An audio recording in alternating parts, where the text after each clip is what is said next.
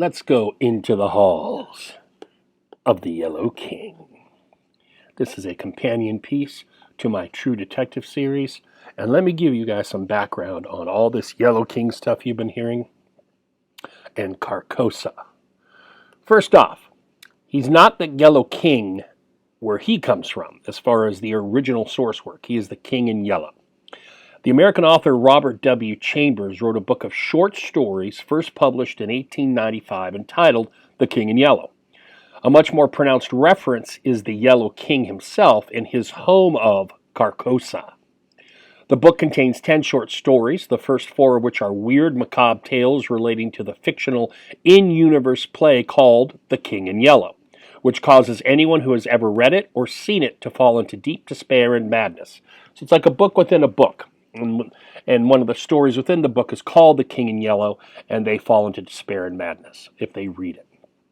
The 4 stories that begin the collection all deal in some way with the King in Yellow and his accursed yellow sign, the very sight of which, or possession thereof, even unknowingly, is susceptible to some form of insidious mind control or possession by the King in Yellow.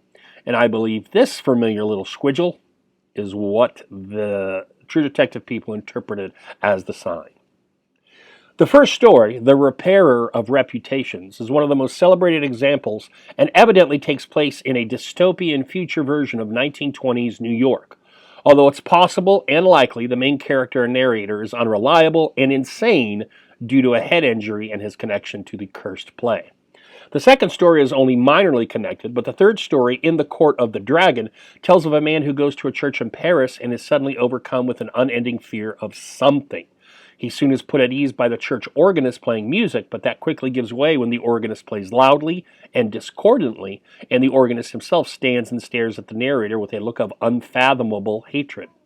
The man runs away, but sees the organist everywhere, until he finally attacks him. The man awakens back in the church and realizes he's been overtaken by the King in Yellow, and the church fades away to reveal the majestic and terrible city of Carcosa. The fourth story, The Yellow Sign, finds an artist troubled by a churchyard watchman who resembles a, quote, coffin worm, and explains how the Yellow Sign's original creator was not human.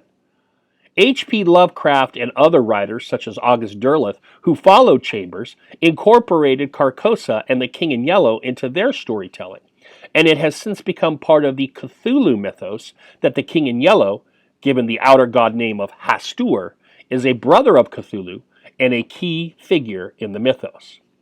So I don't know how many of you guys have heard of H.P. Lovecraft or Cthulhu. I'll throw some images up here for you. There's a great game called The Call of Cthulhu, role-playing game from the 1980s based off of Lovecraft's writings.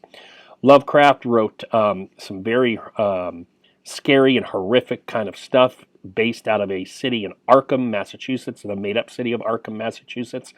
His writing, however, is so kind of turgid and stiff, it's very difficult to access. You know, it's not easy to read.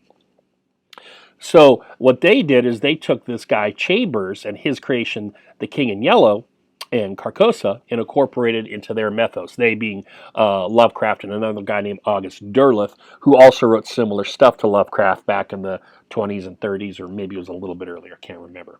So there's the connections to the King in Yellow, the Yellow King, Carcosa, the mind control, the yellow sign, all these kinds of things. Hope you enjoyed it. Hopefully it'll make you think a little bit more for any other Yellow King stuff we encounter. Gives you a little background, a little context. Bye-bye.